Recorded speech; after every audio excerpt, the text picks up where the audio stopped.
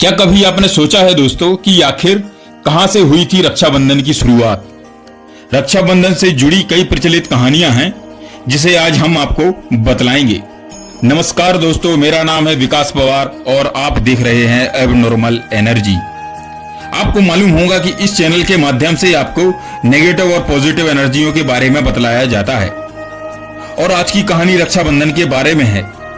रक्षाबंधन का त्योहार भाई और बहन के बीच प्रेम और स्नेह को दर्शाता है।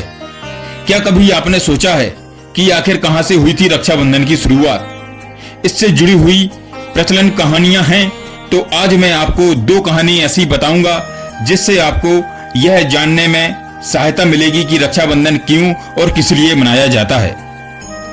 विष्णु पुराण के अनुसार भगवान विष्णु ने अपने भक्त राजा बलि की परीक्षा लेने के लिए एक ब्राह्मण का रूप लिया था। यह तो आप सभी जानते होंगे।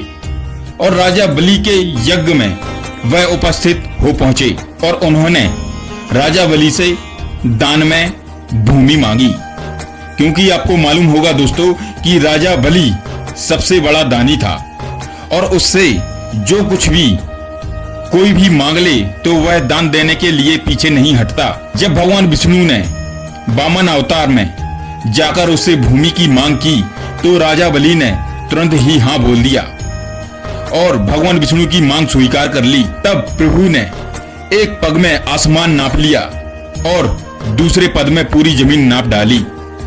तो राजा बलि समझ गए कि यह भगवान विष्णु हैं और मेरी परीक्षा लेने के लिए आए हैं। मैं भी अपनी प्रतिज्ञा से पीछे नहीं हटूंगा।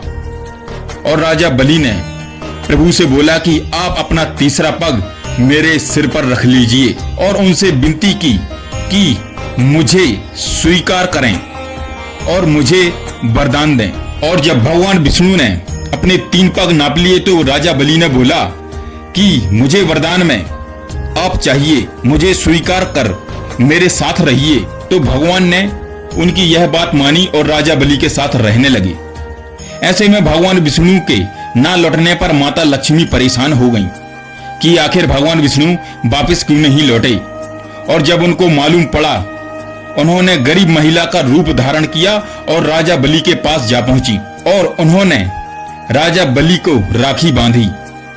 राजा बलि ने माता से मनचाहा उपहार मांगने को कहा, जिसके बदले में माता लक्ष्मी ने राखी बांधने पर राजा बलि से एक उपहार मांगा और माता लक्ष्मी ने राजा बलि से एक वर मांगा कि मुझे श्री हरि विष्णु के वापस लौटने का वर चाहिए। अपने वादे को पूरा करने के लिए राजा बलि ने माता लक्ष्मी की मांग को स्वीकार कर लिया और राजा बलि ने भगवान विष्णु को जाने की आज्ञा दी और माता लक्ष्मी को सौंप दिया।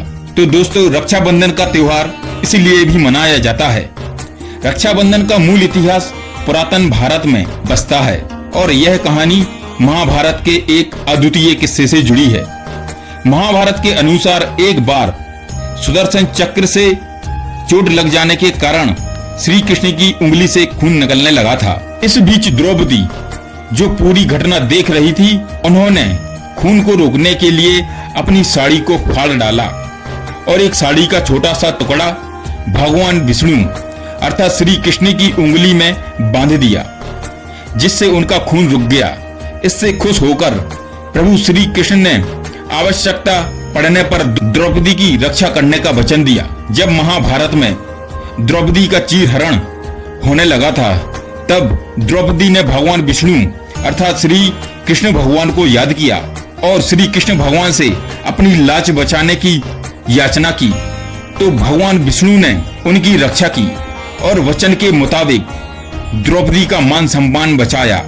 तो दोस्तों, द्रौपदी ने जब श्री कृष्ण को अपनी साड़ी का छोटा सा टुकड़ा फाड़कर श्री कृष्ण की उंगली में बांधा, तो उस दिन से यह रक्षाबंधन का त्योहार मनाया जाने लगा। क्योंकि रक्षाबंधन एक भाई और बहन का त्योहार है जिसमें भाई एक वचन लेता है कि मैं अपनी बहन की हमेशा रक्षा करूंगा।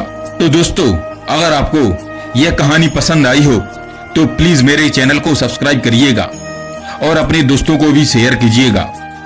जय श्री कृष्ण, जय श्री हरि। ओम नमः शिवाय।